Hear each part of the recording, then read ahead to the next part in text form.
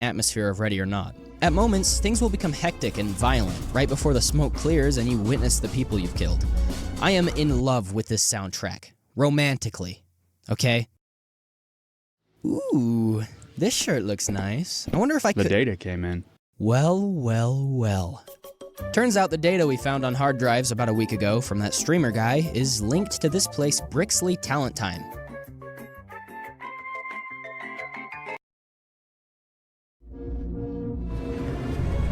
Doc 2 entry team. Suspects have taken refuge in the area and are refusing to cooperate. There's something remarkable about the environmental storytelling of Ready or Not. Many times, the game doesn't outright state something, but instead chooses to heavily imply it through many context clues. In this level, there are many instances of aspects of the environment painting a dark picture.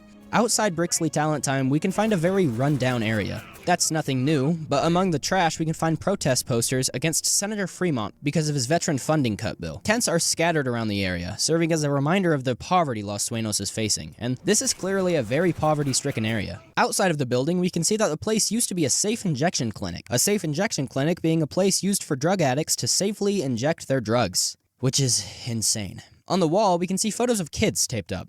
Interestingly, these are the same photos that can be found on the streamer's computer in 23 megabytes per second. There are outfits on mannequins that don't exactly fit in a setting involving kids. Something clearly twisted is going on here. There's a newspaper we can find that calls back to the killed manager in the first level. Then there's this terrifying drawing of a star. Even the literal writing on the walls. Here we see the words, "Think of the money." Could this place be enticing parents to solicit their children with large sums of money? Yeah, that's exactly what's happening. It's not very subtle, but that's almost more scary. Things have gotten so bad in Los Sueños that criminals are hardly covering up their tracks. Crime here feels like a drop in the bucket of shady stuff, and frankly, it is. No matter how bad the game gets, it always gets worse. Upon looking closer at things, we start to see even more grim aspects of this story. Looking closer at this computer, we can see an unnerving conversation between the computer's owner and a mysterious figure by the initials AV. Brixley's Talent Time was intentionally placed in a poor region of Los Sueños in order to prey upon it. Parents would bring their children to the talent agency, hoping to have their child make it big so they can earn money, only to then be enticed by George Brixley with large sums of cash into soliciting their children, or even potentially selling them. Which makes one of your potential first encounters with George Brixley a little more satisfying. Well, I have bad news. There was a shooting at the McCade station and, well, one of our officers didn't make it. Officer Lunk, you will be... Anyways, we have a probable location on the perpetrator of this tragic event. His name is Gerard Scott. He lit a car on fire outside the McCade station and waited until police officers went to investigate before opening fire on them. He fled the scene in an RV, and a witness report of the license plate led us to this place called Sullivan Slope. Scott Gerard is a ghost. The only thing we know about him is that he used to work for the USIA, which is an in-game stand-in for the CIA. Other than that, we know just about nothing. If only Lunk were here. I could use some of his advice right about now. I'm smelling something fishy here. It's time to raid this place. Moving toward the house, we can immediately see that this place is messy. Talk radios in and informs us of traps in the area. I hate these levels. Basically, with these sorts of situations, it's vital that we mirror under every single door we open. Otherwise... Stay on me. Heal. In Ready or Not, the layout of the maps isn't always convenient. There's blind spots and dangerous turns that can't simply be avoided. I think that's best highlighted in this level. This level is designed to be a pain to move through. This is done on purpose, but we'll talk more about that later. Moving through the first floor, we can see all sorts of interesting things. One of them being Gerard's production of ricin. Ricin is a chemical poison found in castor beans. You might remember them from Breaking... Jesse! Beans. Beans. Gerard loves this stuff. Outside of the house, we can find tons of castor bean plants. We can find this table full of bottles, which apparently Gerard intended to use as an aerosol weapon. He never got to finish his research, though. Also, this whiteboard is maybe the funniest thing in the entire game. It's perfect, and I need it. It starts to become clear that this level is extremely lore-heavy. We can see Gerard's ramblings all over the wall, similarly to back in Twisted Nerve with the meth addicts. Except this time, it seems to be different. This time, instead of meaningless blabber, here it's clear that Gerard is very intelligent. In addition to his clear ability to engineer things, such as the ricin or the aerosol devices, we can see equations and formulas written among the conspiratorial ramblings. In these ramblings, we get bits and pieces of conspiracy theories such as mass populational surveillance, eyeball slime injection, and the mind control of police/federal agents by a secretive and satanic organization within the upper levels of the government. Weird. We can find a wall diagram detailing a SWAT officer's weak points, highlighting how it's important to shoot at the limbs because everywhere else is armored. No wonder these guys are so good. There's only 3 suspects in the whole cabin, but they are deadly, especially because of the map design. See, Gerard made this cabin the way it is in order to specifically screw with a SWAT team. There's little openings in the wall that the suspects can get through, but we can't because of our gear. There's patterns and things scattered about in a darkly lit room to mess with our target identification, and when caught in fire, there's not much cover to go behind. Across the cabin, we can find a series of audio tapes that Gerard made. Most of them only make sense when looking at the larger picture, but for now, I want to bring some of his insane ramblings to light. Keep in mind here the player character, Judge Beaumont. Judge will come here. You'll have to. It has to be him. I've seen his training, his methods. I know what kind of man he is. Part of the cycle, just like me. In a never-ending game. I'll show him when he gets here. Show him that he's the same puppet as me.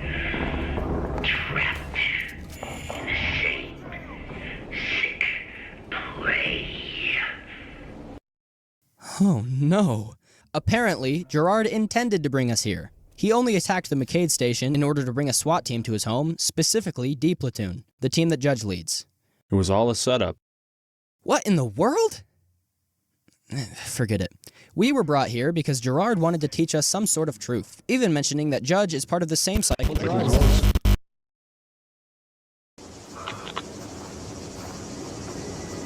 You know, I would consider no other perpetrator than Yamalo.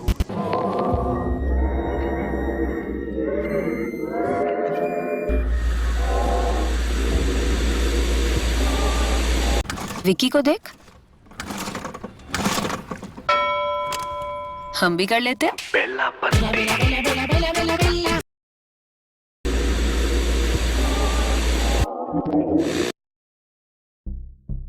Throughout the game so far, we've come across many different story pieces regarding a budget cut the state senator made against veteran funding. Well, this brilliant decision sparked outrage among veterans, as it should. But after extensive protesting with nothing changing, a group of veterans calling themselves the Left Behind rose up with a mission: to assassinate Senator Fremont. These men are well armed. They have rifles, body armors, and my favorite thing, more traps. The apartment building is absolutely trashed. In one of the rooms, we can find a news broadcast where we can hear the Left Behind's manifesto. One of the hostages that the Left Behind took is a man named Laurie Bauer, a successful music producer. We can also find some of his fan mail. It never ceases to amaze me just how in-depth the level design of Ready or Not is. Void went to extensive lengths to ensure that every single level had some history behind it. This whole apartment had things going on before the attack, and we can find those things. In one apartment belonging to a Navy officer, we can find all sorts of stuff detailing his past in the Navy. Medals, a portrait, and even a picture of him shaking hands with Reagan. And in his bathroom, written on the mirror, we find the message, "Don't be a stranger. Love is an adjoining door away." Okay. In the adjoining door, we can find a note. "Oh, Captain, my dear Captain, when can I see you again? I had a lovely time, my darling. Don't mind my husband, he is as soft as they come." What is going on here? We find another note directed at the Navy officer. "Listen here, sailor boy. Don't ever let me catch you around my wife again. If you even glance at her, I'm gonna make sure you regret it. You'll meet your Navy friend sooner than you think, scum." Oh boy, this is riveting. In the woman's apartment, we find that she and her husband Eric are going through it. She has crossed out his face in almost all of the pictures on the wall. We can also find a sniper setup from the Left Behind or whatever, but who cares about that? We're uncovering a love story. The woman, Barb, has condemned her husband to the couch, where he now spends his lonely nights. I also find it so sad that not only does he have to sleep on the couch, but he has to sleep on a curved couch. Other than that, though, there isn't a ton going on here, but it's our first look at almost being able to sympathize with the suspects. Their cause is understandable. Funding cuts for veterans is a very immoral thing. These men went through hell for the country only to have the country turn its back on them. Their anger is justified, but they went into innocent people's apartments and took them hostage. They killed many civilians who we can hear them label as just collateral. Their cause is understandable, but their means is where they went wrong.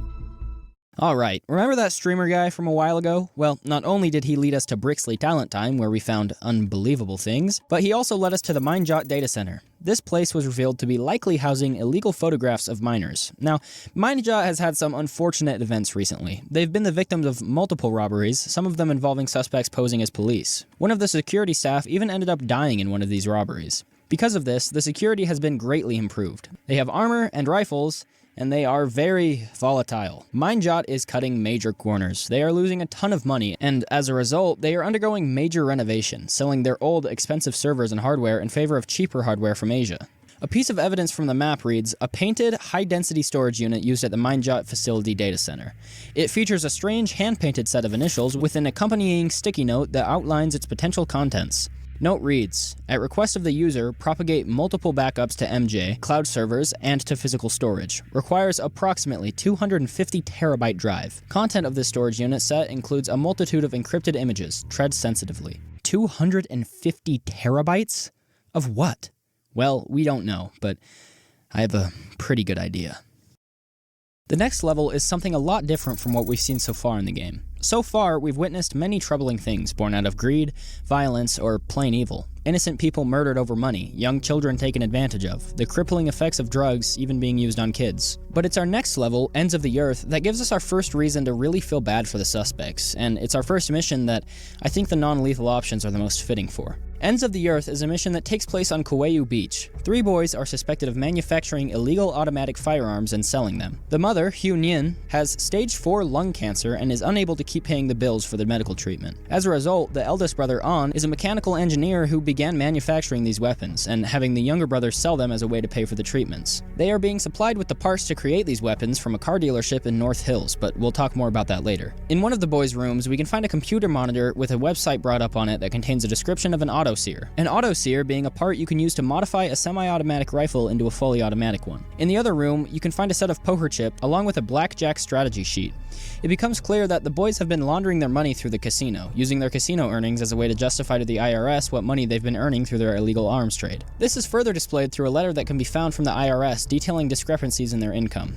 In the mother's room, things only get more depressing. Her entire room has been made to accommodate her being bedridden due to her cancer, and in the bathroom, inside the shower, is a chair she can use to sit down while she showers. I've said it before, but the level of detail in this game is astonishing. In the attic, we can find a series of 3D printers along with all the components the boys are using to modify the weapons.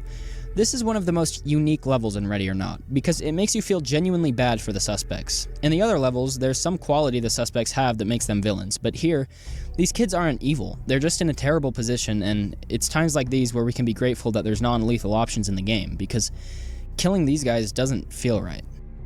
But put that beanbag shotgun away. It's time to get your real rifle and move down to the Los Sueños Postal Service. Our next mission, Greased Palms, takes place after 2 detectives got in a firefight with members of the Los Locos gang.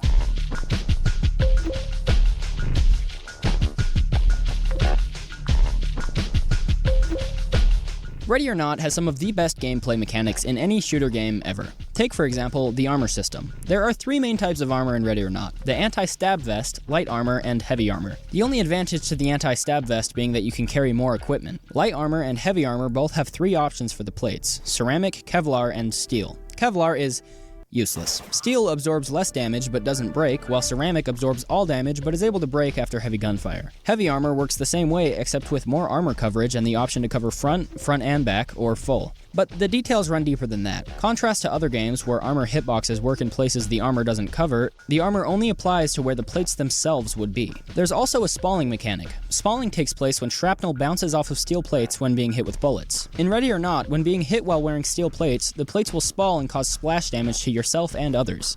Even beyond the armor, there are so many little details in this game. For example, non-lethal options have the potential to be very lethal. Beanbag shotguns are non-lethal when hitting a suspect's body, however, if you hit them in the face, they'll die. Pepper spray works well, but sometimes suspects will start aimlessly shooting towards you while covering their face. Tasers sometimes don't deploy, and sometimes they don't even work when they make contact, similar to real life. One of my favorite things to see in video games are realistic shotgun mechanics. In most games, shotgun BBs turn into styrofoam after traveling 5 feet. Of course, this is not a very accurate display of how shotguns work. In Ready or Not, the ranges on shotguns are greatly increased, even more so when using slugs. Rifle calibers have a massive impact on gameplay, but that would take forever to explain, so I just won't. And then there's the commands.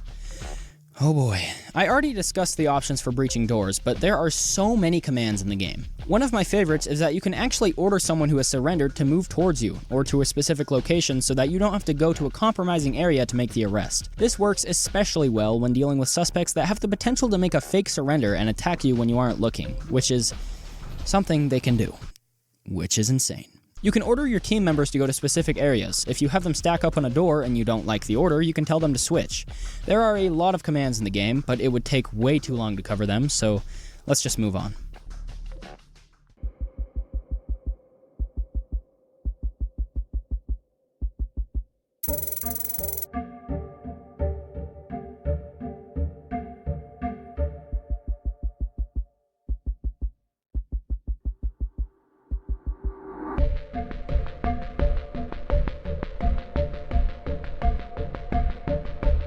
Our next level is absolutely insane. One that genuinely changed my outlook on the game as a whole, and features one of the most twisted implications I've ever seen in a game.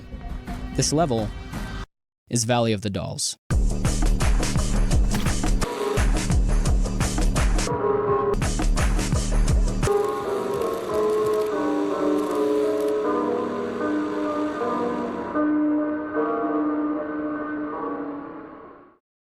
So far in this particular storyline, we raided the streamer's home and found illegal photographs of minors in it. This led us to a talent agency and a data storage company, which then led us to a man by the name of Amos Vole. This man has been hinted at on both The Spider, with his initials appearing on a conversation, and Sinuous Trail, where it's implied that he was dealing with hundreds of terabytes of encrypted photos. This man is a very successful adult film producer, but given his connection to the illegal materials found in other places, it seems he's been making some illegal films too. It just so happens to be his daughter's birthday on the day of our raid, but time is sensitive here. If we don't act fast enough, it's likely that a lot of evidence will be destroyed, so we have to crash the party. Unlike most other levels in Ready or Not, Valley of the Dolls takes place in a very wealthy region of Los Sueños. Things in the Vole house are spick and span. There's no trash heaps, no broken furniture. It's very well put together, and it's a great highlight that crime in Los Sueños isn't limited to struggling people.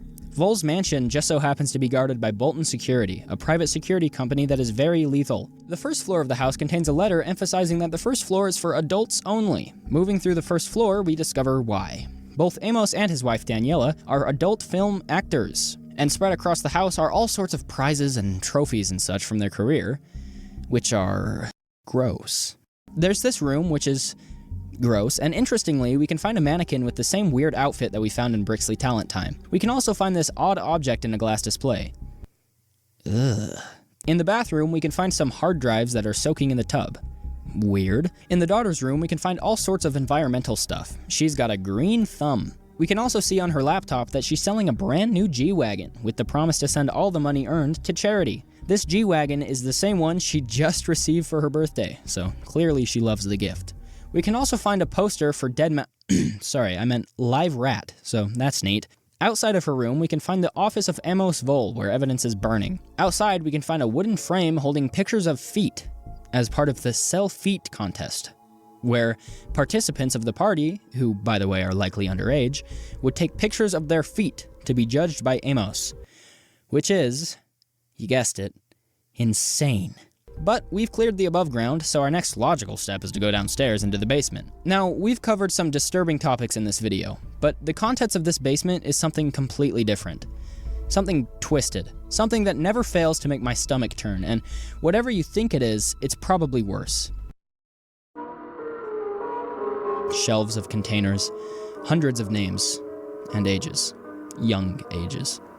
A kid's bed, along with decorations for young children, are found. Candy bars are strewn across the room, and recording equipment is set up facing the bed.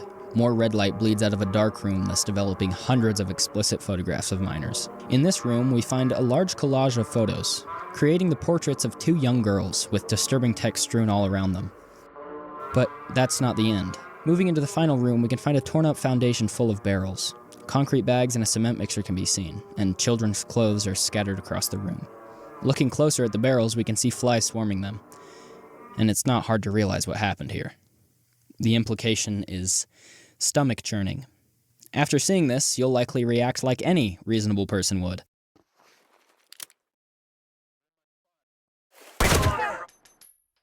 But we aren't done here. This game still has a ton to offer, including our next mission, which just keeps the wagon going with terrible things. The map Elephant is one that I never thought would really be released. Upon hearing rumblings of its development, I didn't believe it, because while this game has gone to some dark places, this map would be a very controversial one.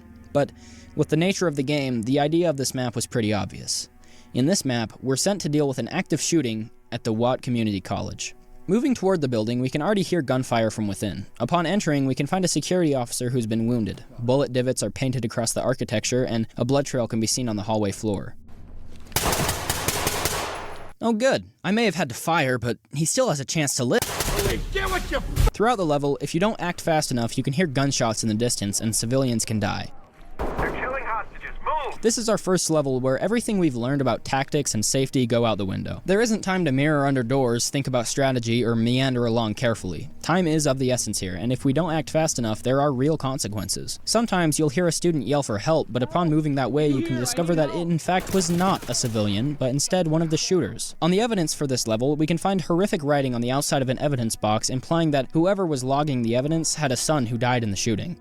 Inside the classroom, we can find one of the most horrific scenes in the game. The entire classroom is covered in gunshots. Blood is everywhere, along with the bodies of students. On the desk, we can find a bomb, which will need to be defused.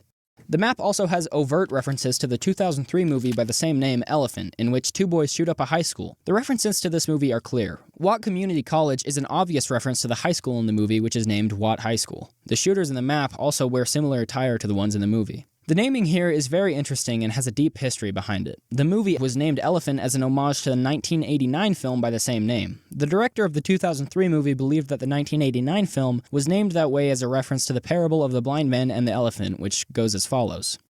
A group of blind men heard that a strange animal, called an elephant, had been brought to town, but none of them were aware of its shape and form.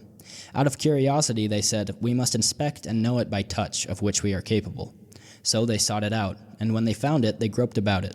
The first person whose hand landed on the trunk said, "This being is like a thick snake." For another one whose hand reached its ear, it seemed like a kind of fan. As for another person whose hand was upon its leg said, "The elephant is a pillar, like a tree trunk." The blind man who placed his hand upon its side said the elephant is a wall. Another who felt its tail described it as a rope. The last felt its tusk, stating the elephant is that which is hard, smooth, and like a spear. The parable is meant to demonstrate how different people can believe what they perceive to be absolutely true, despite their limited experience, and how they can immediately disregard others' experience simply because it's different. The director of the 2003 film used this interpretation to highlight the different viewpoints of everyone involved with the shooting, including not only the victims, but the shooters as well, showing in specific how the same exact hands that are able to create such an atrocity are also able to produce masterpieces.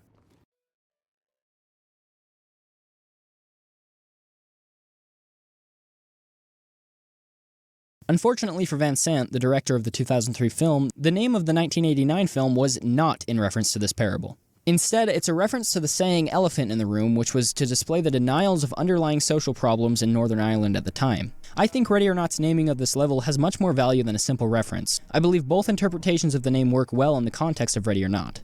The parable interpretation is much more significant. It's the entire thesis of this video, and I'll cover it at the end, but for now, let's focus on the phrase interpretation. This map as a whole is the elephant in the room, from a meta perspective and an in-game one. Given the theming of Ready or Not, a school shooting level is an obvious idea. Of course, it's an unbelievably bold move, and a very controversial one. And I believe the name Elephant in part is in reference to this.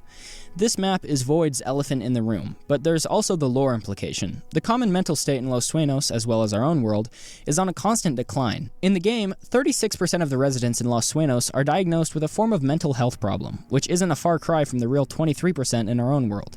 Mental illness is a rising problem in our society, so from the bottom of my heart, if you need help, seek it out. On that somber note, it's time for some fun. Our amazing friends at FISA and BorderTAC have joined us in a mission to stop exfiltration of bad guys across the border through an underground tunnel. I guess those meth heads really did know what they were doing. If we look up, we can see the BorderTAC drone, which is cool. We deal with some goobers on the surface, and then... Holy... This joint is insane. It's like the tunnels from Twisted Nerve, but if they had 10 times the meth heads digging. What are you doing? Digging. We search around for a while, get a little lost, and then end up in... Wait. Hold on.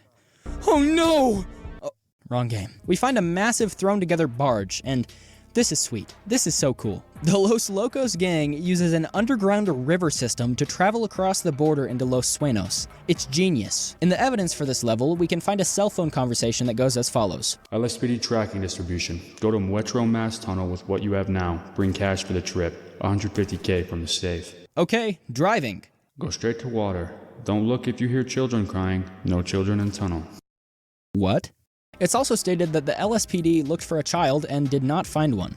So that's not terrifying or anything. Sure makes you wonder what those creepy eyes in the distance are. Weird.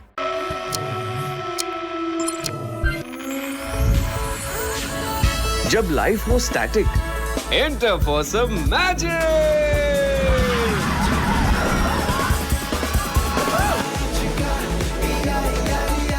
Stop streaming and start screaming! Weird.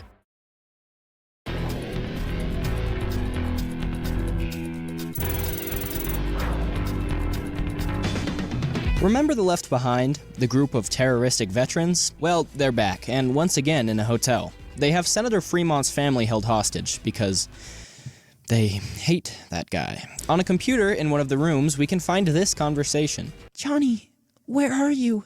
I haven't seen you in a week. You aren't responding to me. In Mexico. What the hell do you mean, in Mexico? Stuff went down not long ago. Won't be back. But what about us? But what about us? Stuff happens. I'm not sure what it is, but for some reason both levels with the Left Behind are not only in hotels, but they also include riveting love stories. Albeit this one is kind of the opposite of a love story. But enough of that. It's time for something terrifying. And I know I say it a lot, the most terrifying, blah blah blah. But this is something different. This is genuine horror. The atmosphere in this level shines, and in combination with Ready or Not's stellar soundtrack, a terrifying, beautiful level is born.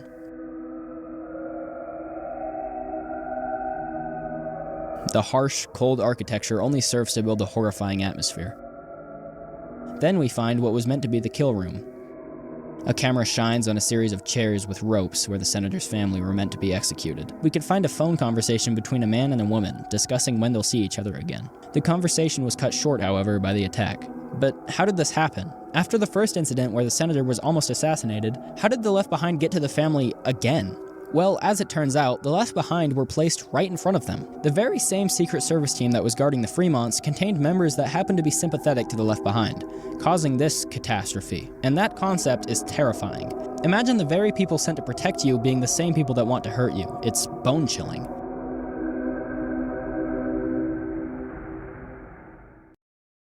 (911), this call is being recorded. What is your emergency? Hello? This is 911. What is your emergency? Help us! Ma'am, is everything all right? Can you tell me your name? A terrorist group based in Yemen, calling themselves The Hand, has begun a massacre at a neon nightclub in response to American airstrikes to shelters in northern Yemen. Upon entering the club, we... Oh, come on. I gotta do it. Hold. Ready when you are.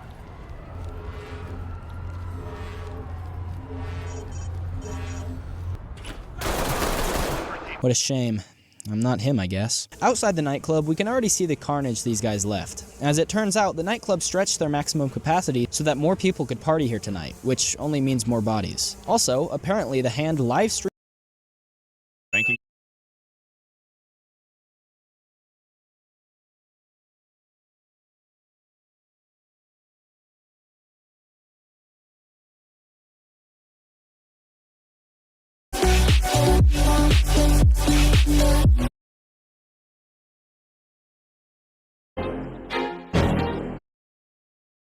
On, cause everybody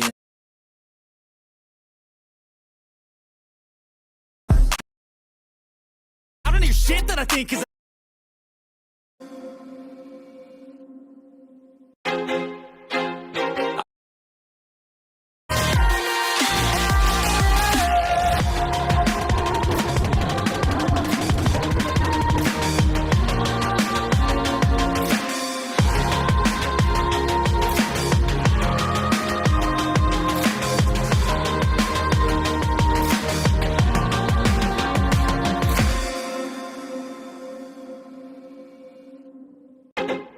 feel like I'm losing my mind. Is everybody in the world blind? Please, Lord, give me a sign, a sign.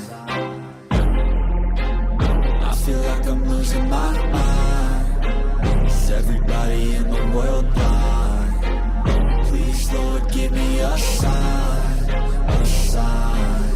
I wanna be the greatest. Everybody on their face shit. I look around and feel like everybody.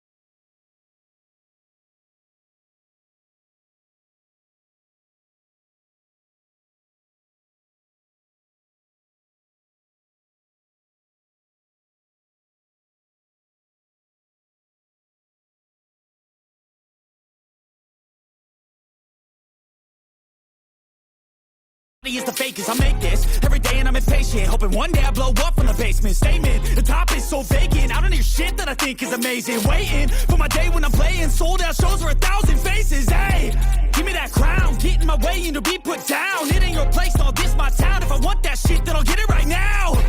I'm losing it, the noose it fits, some loose shit, a stupid myth. You choose to live or choose to dip, you choose to fight or lose your grip and lose a gift. Oh, I feel like I'm losing my mind.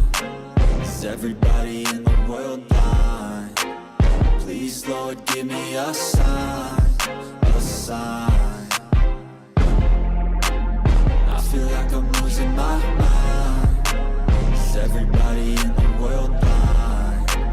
Please, Lord, give me a sign, a sign. Yeah, there's no mercy in this world, just hunger. To fight or lose your grip and lose a down. It ain't your place, no, this my town. If I want that shit, then I'll get it right now. I'm losing it, the noose it fits, some loose shit, a stupid.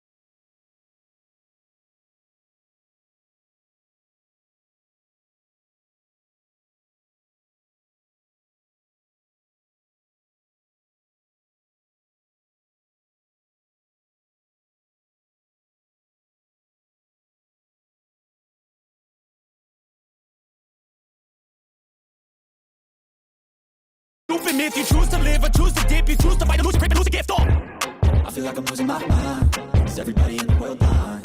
Please, Lord, give me a sign, a sign. I feel like I'm losing my mind. Is everybody in the world blind? Please, Lord, give me a sign, a sign. Yeah, there's no mercy in this world, just hunger-thirsty persons in different versions, each new update that shit worsens. Why? Pull back the curtain and you'll see the different vermin. We all have different burdens that all seem to cause disturbance. Yo, so do me a favor, don't treat me like a neighbor. Don't need the different flavors of your problems just to savor. I've got my own issues, I need a comb to get through. Don't need to groan with you, just go get your own tissue. I feel like I'm losing my mind. Is everybody in the world blind? Please, Lord, give me a sign, a sign. I feel like I'm losing my mind. I need a comb to get through.